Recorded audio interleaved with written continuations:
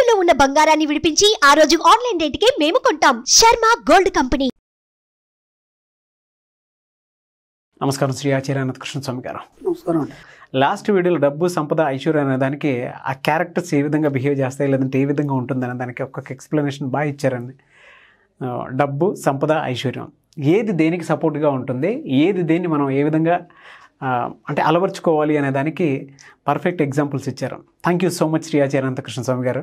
మనం ఇంత మనం వీడియోలు వింటున్నా సరే, లేదా క్లాస్లోకి వస్తున్నా సరే, ఇంకా చాలామందికి డబ్బు రావట్లేదు. రీసెంట్లో ఒక అబ్బాయి వచ్చాడు నా దగ్గరికి. వచ్చేసి అన్నాడు కదా, గురుగారు నేను 3-4 క్లాసులు అటెండ్ చేశాను, దాంతోపాటు స్పెషల్ క్లాస్ కూడా అటెండ్ చేశాను, అయినా ఇంకా నా దగ్గరికి ఏం రావట్లేదు. రెగ్యులర్గా నేను మెడిటేషన్ చేస్తున్నాను, మామూలుగా కాదు, 6 నెలల నుంచి చేస్తున్నాను, ఇంకా ఎందుకు రావట్లేదు నా దగ్గరికి.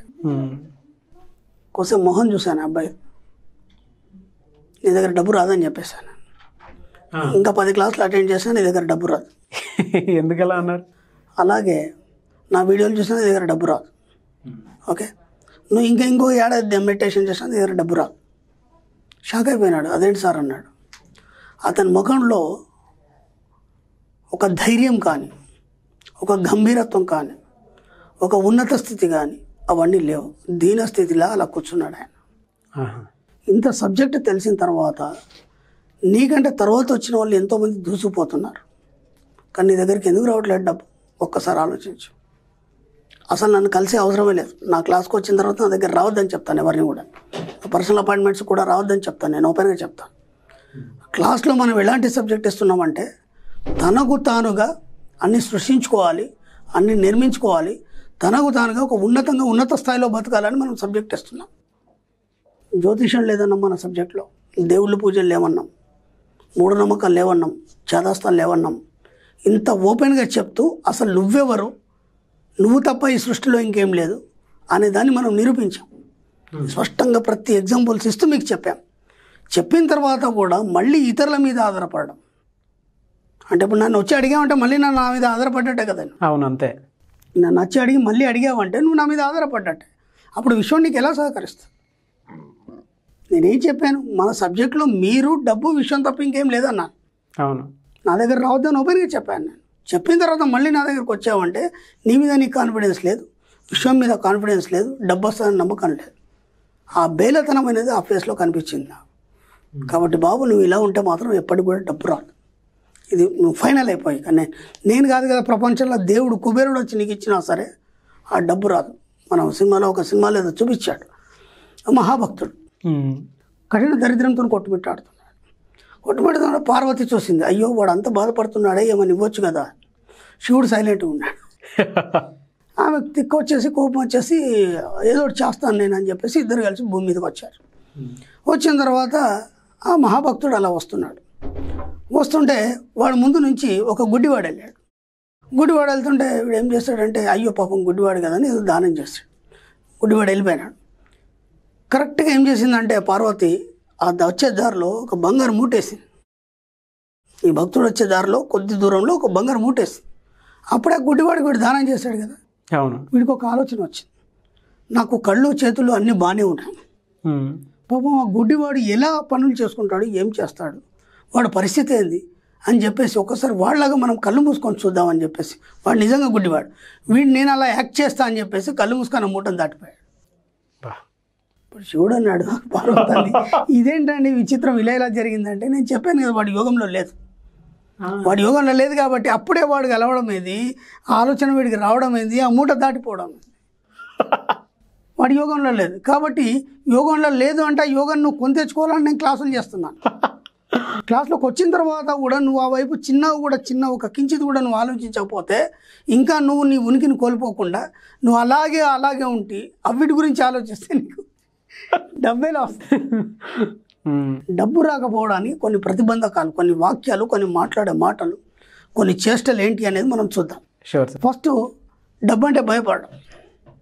డబ్బు అంటే భయపడ్డంత మట్టుకు మీ దగ్గర డబ్బు రాదు. ఎందుకంటే మీరు ఊహించడానికి భయపడుతున్నారు. ఒక 10 లక్షలు కానీ, ఒక 1 కోటి రూపాయలు అనగానే అవి ఎక్కడి నుంచి వస్తాయి, అవి వస్తే నేను ఏం చేసుకుంటాను, నాకు 5 లక్షలు అయితే సరిపోతుంది, 2 లక్షలు అయితే సరిపోతుంది, అవన్నీ నేనేం చేయాలి. అంటే డబ్బు అంటే భయం అనేది ఎంత పట్టి పెడుస్తుందంటే వినడానికి బాగుంది, అవును. నాకు ₹1,00,00,000 కావాలి, వస్తే నేను అది చేస్తాను ఇచ్చేస్తాను. కానీ నిజంగా కూడా ₹1,00,00,000 వస్తే ఏం చేయాలని నీకు అర్థం కాని స్థితిలో భయపడుతున్నావు. కాబట్టి దాన్ని ఊహించడానికి భయం అనేంత మటు నీ దగ్గర డబ్బు రాదు. ఇది బాగా గుర్తుంచుకోండి, ఫస్ట్ పాయింట్. రెండో పాయింట్ ఏంటంటే నాతో కావడం లేదు. మనం ఆంధ్రులు ఆరంభ శూరులు అని ఒక మనకు నాను. అవును అవును. మనం మొదలుపెట్టినప్పుడు ఉన్న ఉత్సాహం తర్వాత ఉండదు. అవును. ఎందుకు ఉండదు? అక్కడ ఏమవుతుందంటే నువ్వు మొదలు పెట్టేటప్పుడు నీ ఆలోచన చాలా గొప్పగా ఉంది. నేను అది చేస్తాను, ఇది చేస్తాను, ఇంత స్ప్రెడ్ చేస్తాను నా బిజినెస్ని, అవన్నీ బాగున్నాయి. కానీ నువ్వేం చేస్తున్నావు అంటే అది మొదలు పెట్టక ముందే దాని గురించి అందరికీ చెప్పేస్తున్నావు. ఓకే. మొదలు పెట్టక ముందే అందరికీ చెప్పేస్తున్నావు. చెప్పగానే వాళ్ళ నుంచి అన్ని నెగిటివ్స్ వస్తున్నాయి. అక్కడ ఏమైపోతుంది, కొద్దిగా దూరం వెళ్ళేసి ఆగిపోయి మళ్ళీ అంత రివర్స్ అయిపోయి అంత లాస్ అయిపోతున్నావు. ఎంత పెద్ద పొరపాటు. ఇది బాగా గుర్తుంచుకోండి. కాబట్టి మీరు ఏం చేసినా సరే ఎవరికి చెప్పకండి. లాస్ అయితే మీరే అవుతారు. మీకు సృష్టించుకోవడం తెలిసింది కదా, మళ్ళీ పికప్ అవుతారు. నాకు స్టూడెంట్ కాల్ చేశాడు. ఆ అబ్బాయి నా దగ్గరకు వచ్చినప్పుడు ఏమీ లేదు, జీరో. ఏం చేయాలో అర్థం కాని స్థితి.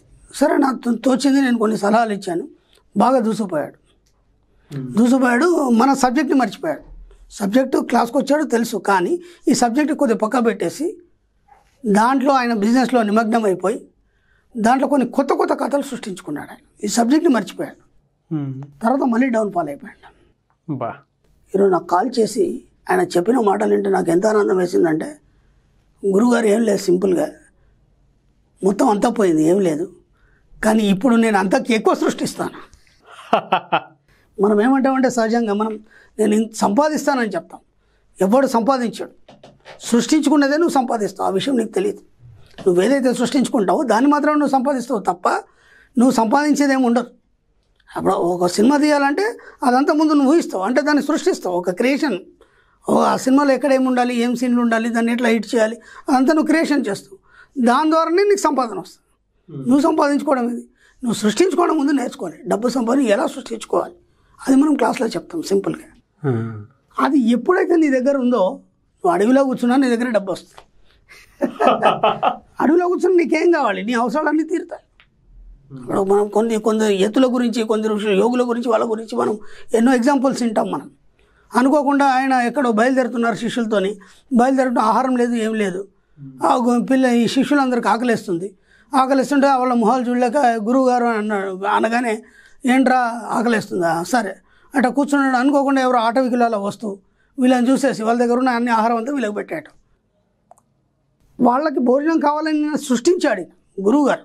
అక్కడ ఏదో మహత్యం కాదు, అక్కడ మహత్యాలు ఏం లేవు. ఇక్కడ మన సబ్జెక్టులో ఎలాంటి మహత్యాలు లేవు. నువ్వే పెద్ద గురువు అని చెప్పాను, నీ దగ్గర బోలెడు మహత్యాలు ఉన్నాయి. ఆ మహత్యాలు ఏవైతున్నాయో అవి సృష్టించుకోవడం అంటారు మన సబ్జెక్టులో. ఓకే. నువ్వు ఏది సృష్టించుకుంటా నీ దగ్గరకు వస్తుంది, నువ్వు సంపాదించేదేం లేదు. నువ్వు డబ్బులు సృష్టించుకోండి, డబ్బు వస్తుంది. ఊహలు సృష్టించుకుంటే ఊహలు వస్తాయి. ఎలాంటి ఊహలు సృష్టించాయి నీ దగ్గరకు వస్తాయి. నీ సృష్టించుకోవడం అనేది ఇంకా నీకు ధైర్యం సరిపోవట్లేదు, కాబట్టి నీ దగ్గర డబ్బు రావట్లేదు, ఇంకా రాదు కూడా. ఎందుకంటే ఆ పిరిగితన ముఖంలో కనిపిస్తుంది. నా క్లాస్కి వచ్చిన వాళ్ళు ఎంతోమంది సాధించిన వాళ్ళు ఎంత హ్యాపీగా చెప్తున్నారు. ఆడవాళ్ళ నుంచి ఎంతో గొప్పగా చెప్తున్నారు, మేము ఇది సాధించామండి, ఇంత డబ్బులు కొన్నామండి, ఇది పెట్టి ఇది చేసామండి, అది చేసామండి. ఏడాది అవుతుంది, 6 నెలలు మెడిటేషన్ చేసావు, 4 క్లాసులు అటెండ్ చేసావు, ఓ కొత్త వస్తువు కొన్నావా? కనీసం డ్రెస్ అన్న బాగుందా? నేనేమన్నాను, అప్పు చేసి ₹1,00,000 ఖర్చు పెట్టైనా సరే మీ యాటిట్యూడ్ని ముందు మార్చుకోండి. ఒక డ్రెస్సింగ్ కానీ, ఒక చైన్ కానీ, ఉంగరం కానీ, అదే పాత డ్రెస్ వేసుకొని వచ్చాడు. అప్పుడు ఏది వచ్చిండో అదే షర్టు, అదే బేలగా, కనీసం షేవింగ్ కానీ లేకపోతే కటింగ్ కానీ ఒక ట్రిమ్గా చూస్తావా ఏమున్నాడు అనిపించే ఆ భావన లేదు. నీకు ఎలా వస్తుంది డబ్బు సంపద? కాబట్టి నీ దగ్గర రాదు. ముందు నువ్వు ఈ యాటిట్యూడ్ నువ్వు మార్చుకోలేదు కాబట్టి నీ దగ్గర రాదు. ఇక నువ్వు క్లాసులకు రావడం కూడా వేస్ట్ అని చెప్పాను. 4 క్లాసులు వచ్చాడు, స్పెషల్ క్లాస్ వచ్చాడు, 6 నెలలు మెడిటేషన్ చేశాడు. అవును. నీ యాటిట్యూడ్ మారినప్పుడు అది అంత ఎట్లా వస్తుంది? ఎన్నోసార్లు చెప్పాను నేను, డబ్బు సంపాదన నీ దగ్గర రావాలంటే నువ్వు ఆ విశ్వాన్ని నమ్మించాలి, నీ సబ్కాన్షియస్ మైండ్ని నమ్మించాలి. ఏమని? నేను ధనవంతుడిని అని అన్నప్పుడు ధనవంతుడు ఎలా ఉంటాడు? యాటిట్యూడ్గా మీరు మార్చుకోవాలి. మీరు మొత్తం ఒక మంచి డ్రెస్సింగ్ చేసుకోవాలి, ఒక కాస్ట్లీ కంపెనీ, మీరు ఇవి బ్రాండెడ్ ఐటమ్స్ కొనాలి. ఏమీ లేవే, అలాగే అప్పుడు ఎలా వచ్చావు ఇప్పుడు ఎలా వచ్చావు, ఎలా వస్తుంది దగ్గర డబ్బు? ఇది డబ్బు మన దగ్గరికి రాకపోవడానికి ప్రతిబంధకాలు. ఇంకేం చెప్తున్నాం, డబ్బు అంటే భయం. అలాగే డబ్బు శాశ్వతం కాదు అని మనం మాటలు మాట్లాడే, డబ్బుదేం శాశ్వతం కాదు. అది మాట అంటే గ్రేట్, మాట అనేది మాట మీద నిలబడాలి. అవి ఏవి పనిచేయవండి. గొప్ప గొప్ప వాళ్ళ జీవితాలన్నీ మొత్తం ఎటు కాకుండా పోయిన మాట మీద నిలబడ్డారు. చివరి టైంలో చాలా కష్టపడ్డారు.